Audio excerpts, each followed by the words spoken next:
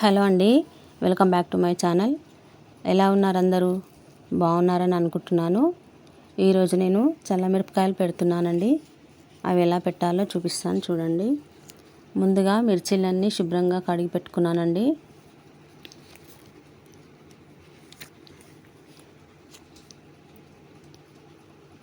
తర్వాత మిర్చీల చివరి భాగాలన్నీ కట్ చేసుకొని మధ్యలో ఘాటు పెట్టుకున్నానండి.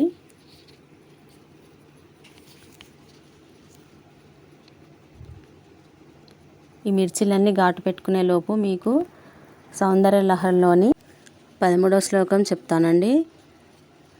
ఈ శ్లోకాలు మా గురువు గారు అయినటువంటి పిఠాపురం ఆకెళ్ళ విజయ మేడం గారు మాకు నేర్పించారండి. నేను ఇప్పుడు మీకు చెప్పబోతున్నాను.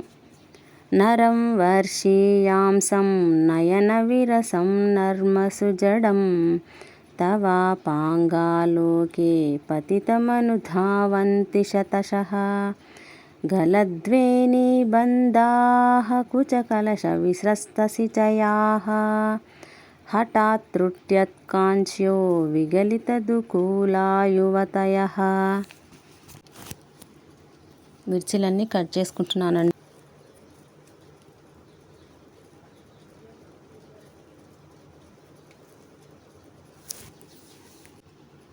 ఇప్పుడు బౌల్లోకి మజ్జిగ వేసుకోవాలండి.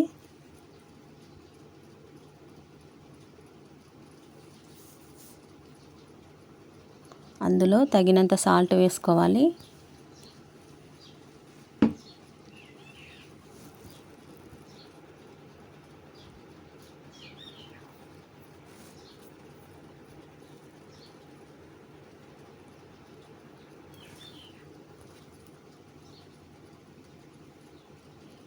అలాగే ధనియాల పొడి, జీలకర్ర, మెంతి పొడి వేసుకోవాలండి. ఇవన్నీ వేసుకుంటే చాలా టేస్టీగా ఉంటాయండి.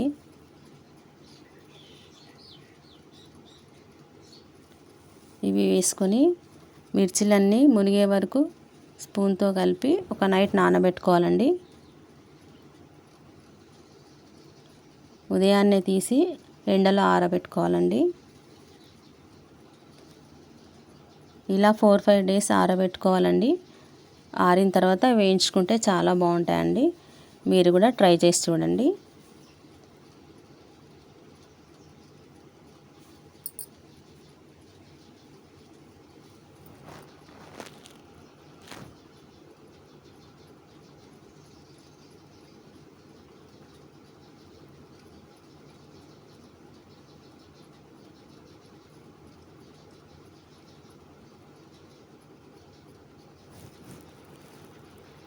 ఇలా అన్నీ మునిగేంత వరకు మజ్జిగ వేసుకొని నానబెట్టుకోవాలండి.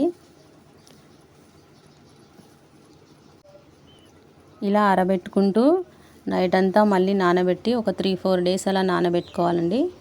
అన్నీ ఎండిపోయాయండి. ఇవి వేయించుకొని అన్నంలోకి కర్రీస్ కాంబినేషన్తో తింటే చాలా టేస్టీగా ఉంటాయండి.